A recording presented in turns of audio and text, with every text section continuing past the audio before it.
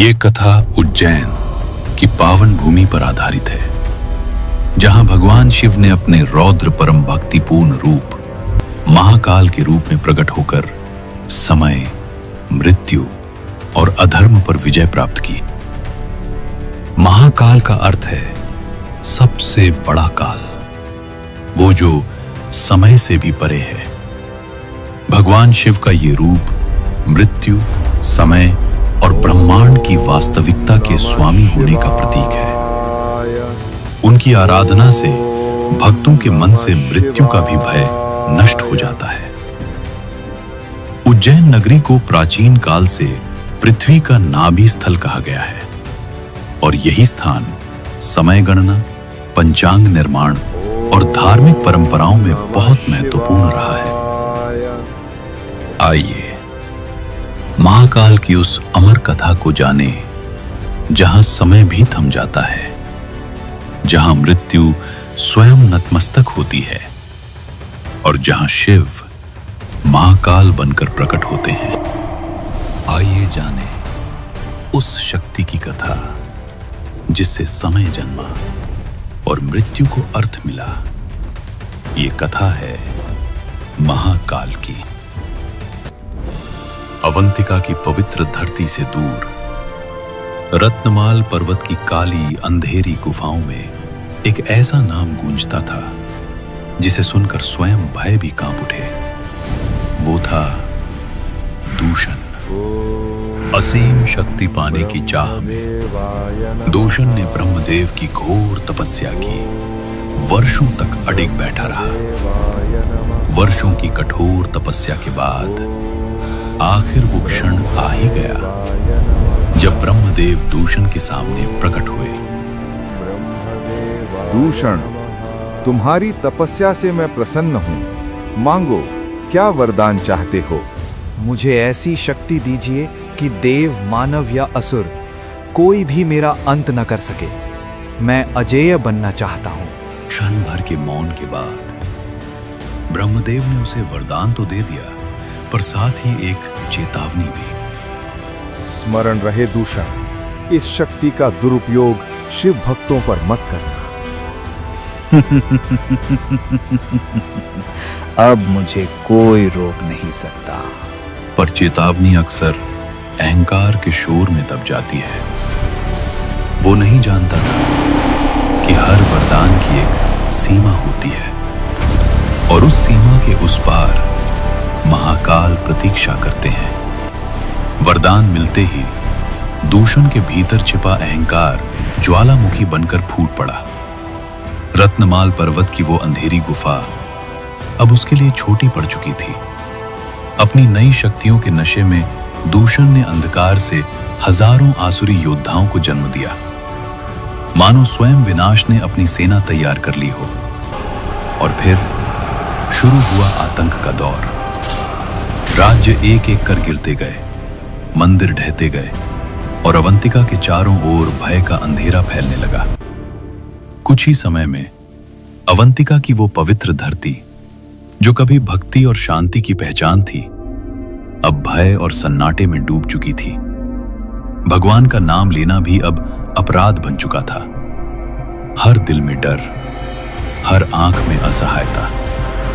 जब दूषण का आतंक अपनी सीमा पार करने लगा, तो उज्जैन के लोगों ने भगवान शिव का आह्वान करने का निश्चय किया। उन्होंने रात दिन उपवास रखकर भगवान शिव से प्रार्थना की, हे भोलेनाथ, आप ही हमारे रक्षक हैं। हमें इस अत्याचारी दूषण से मुक्त कराइए।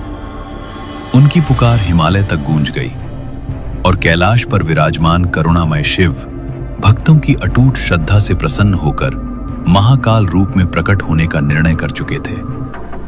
उसी अवंतिका नगरी में 4 ब्राह्मण भाई ऐसे भी थे जो महादेव के परम भक्त थे। दूषण के आतंक के बावजूद उन्होंने न पूजा छोड़ी, न यज्ञ रोका।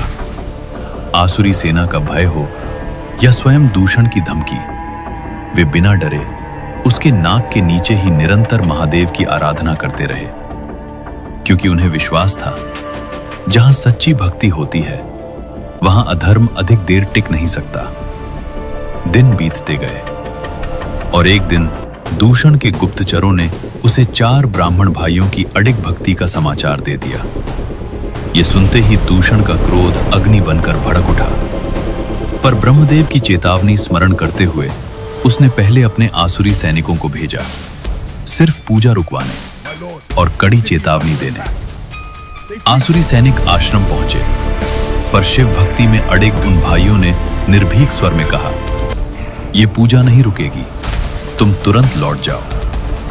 विवश सैनिक लौट पड़े, और जब दूषण ने यह सुना, उसका अहंकार अपमान से तिलमिला उठा। तलवार थामे जैसे ही वो महल से निकला, आकाश गूंज उठा। महादेव की आकाशवाणी हुई, एक कठोर चेतावनी, उस भूल को न करने का आदेश। क्षण भर को दूषण ठिठका, पर अगले ही पल उसका अहंकार फिर जाग उठा। उसने स्वयं से कहा, जब मैं त्रिदेव के समान शक्तिशाली हूं, तो फिर डर किस बात का? और यही सोच उसके विनाश की शुरुआत बन गई। अवंतिका में 4 ब्राह्मण भाई यज्ञ में लीन थे। तभी क्रोधित दूषण वहां पहुंचा और अंतिम चेतावनी दी, पूजा बंद करो। पर भक्ति अडिग रही, और उसी क्षण धरती कांप उठी। भयानक गर्जना के साथ धरती का सीना फट पड़ा। धूल, अग्नि और प्रलय की लपटों के बीच स्वयं महादेव महाकाल रूप में प्रकट हुए। उनकी एक गर्जना से आकाश थर्रा उठा, पाताल कांप गया और समय एक क्षण के लिए थम सा गया। दूषण ने अपनी समस्त मायावी शक्तियां लगा दी। लाखों असुर प्रकट हुए, पर महाकाल के त्रिशूल के आगे हर अधर्म बिखरता चला गया। मैं ही काल हूं, देव, दानव, मानव, कोई मेरा अंत नहीं कर सकता। आज ये धरती मेरे चरणों में झुकेगी। अहंकार की ज्वाला स्वयं अपने अंत का दीपक होती है दूषण। तुम भी मुझे रोक नहीं पाओगे शिव। मैं रोकने नहीं, समाप्त करने हूं। मेरी शक्ति असीम है। देखो मेरी सेना अनंत अजय। भक्ति के आगे असंख्य अंधकार भी क्षणिक है। अधर्म से लौट जा दूषण, ये अंतिम अवसर है। काल कभी पीछे नहीं हटता। तू काल नहीं, काल का एक क्षण मात्र है। अहंकार का अंत सदैव भस्म में होता है। जहां सत्य और भक्ति जीवित हो, वहां अधर्म टिक नहीं सकता। युद्ध बढ़ता गया। तलवारों की टक्कर से चिंगारियां आसमान तक उठी। बादलों में बिजली ऐसे कौंधी मानो स्वयं देवता साक्षी हो। दूषण ने अंतिम बार पूरी शक्ति से प्रहार किया, पर महाकाल अडिग रहे, पर्वत की तरह स्थिर, महासागर की तरह गहरे। अंततः महाकाल का दिव्य प्रहार हुआ। नीली ज्योति की एक लहर रणभूमि में फैल गई, और दूषण का अहंकार उसी क्षण धुएं और भस्म में बदल गया। अंततः महाकाल की दिव्य ज्वाला में दूषण भस्म हो गया, और उस भस्म को महाकाल ने अपने अंगों पर धारण कर लिया, मानो घोषणा हो कि अहंकार का अंत सदैव भस्म में ही होता है। महाकाल शांत हुए। महादेव का करुण स्वरूप लौटा। हवा शांत होने लगी। बादल छट गए। 4 ब्राह्मणों के मंत्र फिर से स्पष्ट सुनाई देने लगे, और 4 भक्तों ने विनती की, हे प्रभु, इस नगरी को अपने सानिध्य में रखिए। भक्तों की श्रद्धा से प्रसन्न होकर महादेव ने वहीं एक दिव्य ज्योतिर्लिंग प्रकट किया और आश्वासन दिया, जब तक ये ज्योतिर्लिंग यहां विराजमान रहेगा, अवंतिका पर कोई आंच नहीं आएगी। श्रद्धा, भक्ति और कृतज्ञता के साथ उस दिव्य ज्योतिर्लिंग को एक नाम मिला, महाकाल। ओम नमः शिवाय।